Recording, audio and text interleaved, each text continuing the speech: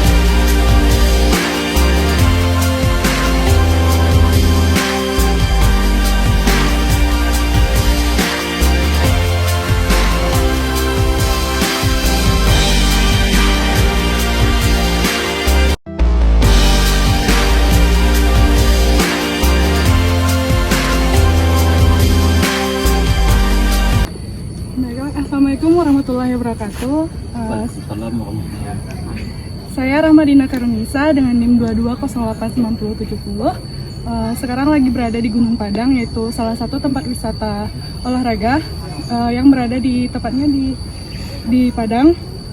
Baiklah, saya sekarang berada bersama Bapak Pak Id. Ya. Bapak Id ini adalah salah satu pengelola di Gunung Padang. Petugas kebersihan di Gunung Padang. Baik. Untuk Gunung Padang ini sendiri, lebih detailnya itu berada di mana ya Kak, di lokasinya? Di detailnya Gunung Padang ini berada di Kelurahan Batang Arau, Kecamatan Padang Selatan. Untuk dari bawah itu tarifnya berapa Pak untuk masuk ke dalam? Untuk tarifnya kita kan menggunakan kartu Burzi. Jadi untuk dewasa 10.000, anak-anak 5.000. Seandainya pengunjung nggak ada kartu Burzi, bisa menggunakan QR. Seandainya pengunjung juga nggak ada QR, bisa tunai dengan syarat menambah 3.000. Bukan 3.000 per orang, 3.000 satu tarikan. Misalnya berlima, semuanya dewasa 5 orang, 53. Ya kayak itu seterusnya. Untuk dari bawah menuju ke lokasi di atas ini berapa lama perjalanannya? Kalau lama perjalanannya tergantung pengunjung. Biasa kalau pengunjung tuh banyak santai, bisalah 30 menit atau 20 menit. Tapi kalau jalan terus paling lama 15 menit. Untuk wisata di Gunung Padang ini sendiri itu ada apa-apa aja Pak yang bisa dilihat? Jadi yang bisa dilihat pertama sepanjang jalan tadi yang bisa tengok sudah loket tadi ada bankir Jepang 3 buah yang ada meriam tadi. Kedua ada yang bangunan tulisan bau. Ya bau itu adalah perintis dari Dinas PU Belanda. Jadi kepanjang bau itu Burgerlijk Openbaar Werken, dibangun tahun 1866. Untuk olahraga rekreasi yang ada di Gunung Padang ini apa-apa aja? Jadi untuk olahraga rekreasi di sini ada 3 macam. Pertama jogging, biasanya Sabtu Minggu. Hari biasa ada juga pagi. Yang kedua senam, kadang di bundaran tengah ini. Yang ketiga rock climbing atau panjat tebing. Sebelum makam Siti Nurbaya ada batu besar, mungkin adik sudah lihat tanda-tandanya. Untuk itu tuh udah tersedia sekarang atau bagaimana Pak? Untuk olahraga itu yang rock climbing, yang panjat tebing ini dirintis dulu tahun 93 sesudah objek wisata ini berdiri oleh salah satu mahasiswa UNAN yang bernama Radit. Tapi sekarang nggak tahu di mana dia. Tapi panjat tebingnya masih ada ya Pak? Masih. Di Sabtu Minggu kalau hari di luar libur lebaran ini masih ada. Untuk senam itu biasanya dilakukan kapan aja Pak? Kalau senam itu nggak tentu, kadang senam itu kan ada beberapa komunitas dia ingin senam, dia lapor di loket sehari sebelum senam. terus misalnya dia ada bawa peralatan kayak speaker, nah, itulah petugas yang membawa. Untuk itunya Pak, setiap hari bukanya atau ada hari tertentu? Di sini bukanya setiap hari, nggak ada hari tutupnya. Jadi Lebaran pun masih Buka. buka?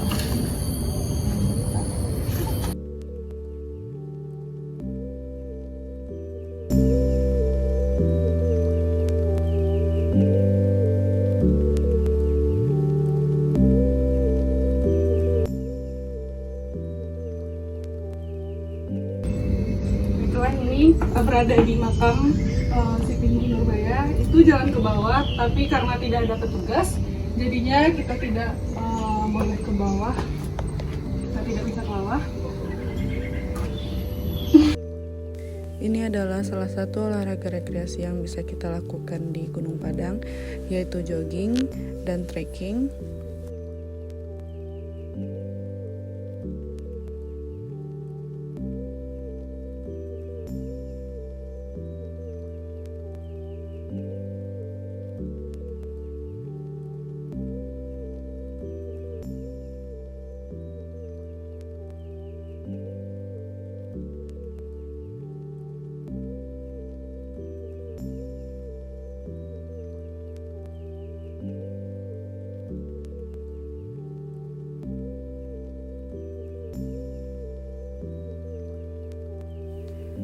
Tempat pariwisata olahraga rekreasi ini kita juga bisa melakukan aktivitas mancing.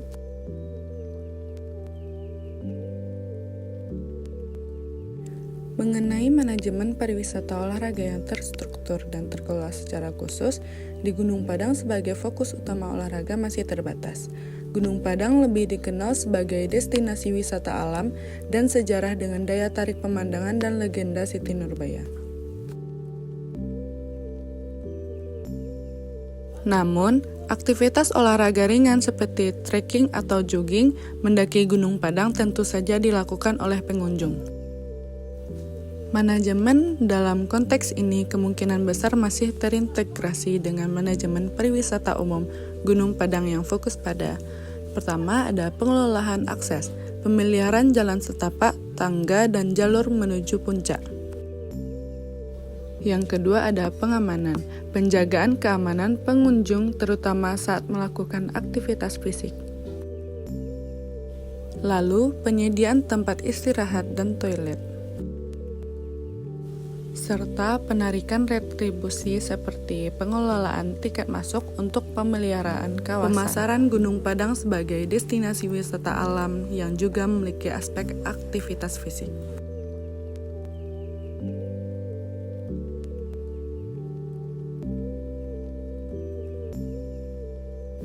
Untuk olahraga yang sering dilakukan di Gunung Padang itu, yang pertama ada senam, kedua ada jogging dan trekking, dan ada panjat tebing.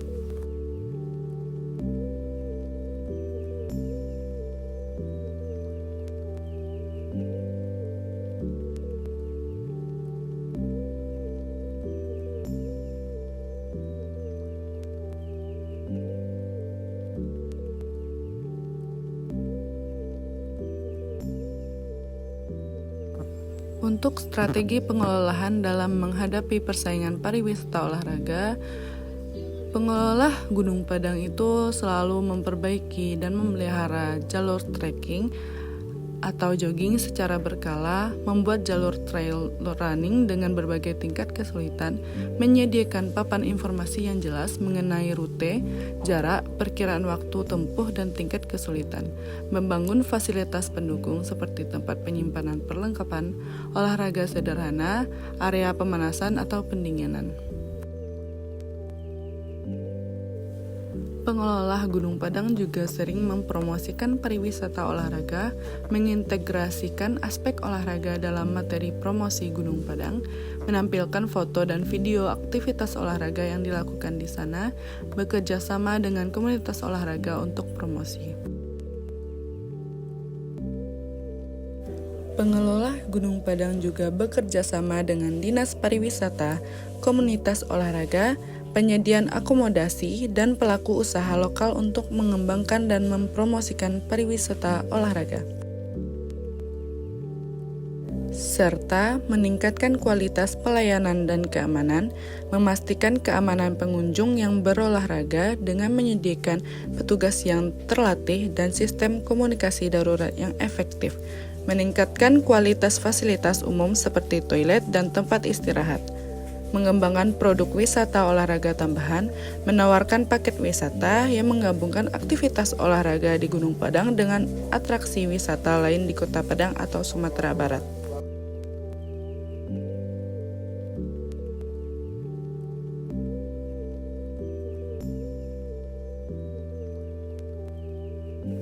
Awal berdirinya Gunung Padang sebagai objek wisata mungkin tidak terdokumentasi secara spesifik dalam konteks waktu. Namun, secara umum, pengembangannya sebagai destinasi wisata telah melalui beberapa tahap. Awalnya, hanya berupa kawasan alam yang dikunjungi masyarakat lokal untuk menikmati pemandangan. Pengenalan sebagai destinasi wisata, pemerintah daerah dan masyarakat mulai menyadari potensi wisata Gunung Padang karena pemandangannya yang indah, menghadap laut dan legenda yang melekat padanya. Pembangunan jalan akses, tangga menuju puncak, dan fasilitas dasar seperti tempat parkir dan warung-warung kecil mulai dilakukan secara bertahap. Dinas Pariwisata Kota Padang mengambil peran dalam pengelolaan termasuk penentuan retribusi masuk dan pemeliharaan fasilitas. Pemerintahan Kota Padang terus berupaya mengembangkan potensi wisata Gunung Padang, termasuk rencana pengembangan atraksi wisata untuk menarik lebih banyak wisatawan. Kerjasama dengan investor juga menjadi salah satu upaya pengembangan.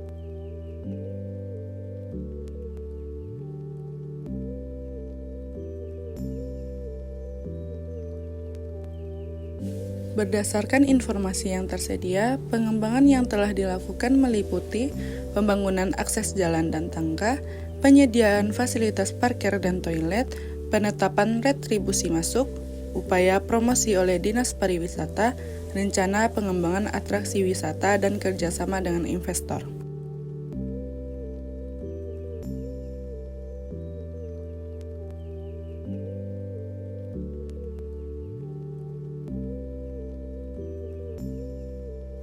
Pengembangan yang lebih fokus pada aspek olahraga tampaknya masih belum menjadi prioritas utama.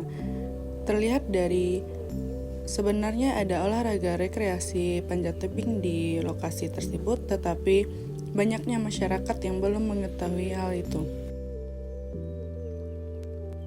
Dampak adanya pariwisata olahraga terhadap ekonomi dan sosial masyarakat, peningkatan pendapatan masyarakat lokal, peluang usaha bagi pedagang makanan, minuman, dan souvenir di sekitar kawasan wisata, peningkatan pendapatan penyediaan jasa transportasi dan akomodasi, peluang bagi masyarakat lokal untuk menjadi pemandu wisata olahraga atau pengelola fasilitas pendukung olahraga. Peningkatan lapangan kerja. Pengembangan fasilitas dan penyelenggaraan event olahraga dapat menciptakan lapangan kerja baru. Peningkatan pendapatan daerah melalui retribusi masuk dan pajak dari usaha pariwisata.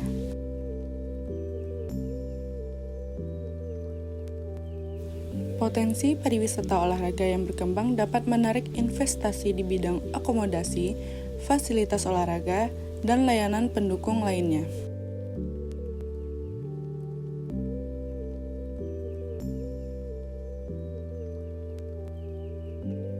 Dampak sosial dari pariwisata olahraga Gunung Padang ini, yang pertama ada event dan promosi pariwisata olahraga dapat meningkatkan kesadaran masyarakat akan pentingnya aktivitas fisik.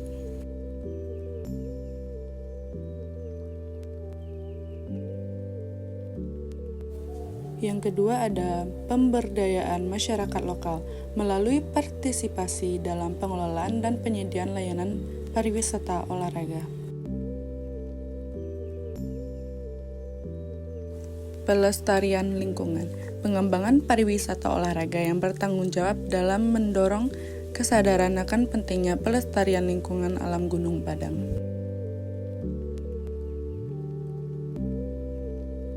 Pengembangan infrastruktur sosial. Peningkatan pendapatan daerah dari pariwisata dapat dialokasikan untuk pengembangan infrastruktur sosial seperti pendidikan dan kesehatan. Namun, jika pengembangan pariwisata olahraga tidak dikelola dengan baik, dapat menimbulkan konflik terkait penggunaan lahan, sampah, dan dampak lingkungan lainnya. Oleh karena itu, perencanaan yang matang dan partisipasi masyarakat sangat penting.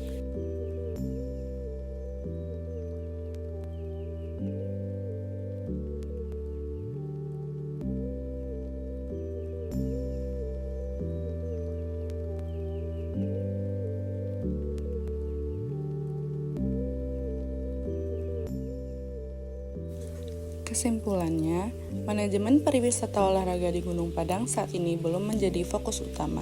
Namun, potensi untuk dikembangkan sangat besar mengingat keindahan alamnya. Strategi pengelolaan yang tepat dengan fokus pada pengembangan infrastruktur olahraga, penyelenggaraan event, promosi yang efektif, dan kemitraan yang kuat dapat membantu Gunung Padang bersaing dengan pasar pariwisata olahraga. Pengembangan ini diharapkan dapat memberikan dampak positif bagi ekonomi dan sosial masyarakat sekitar.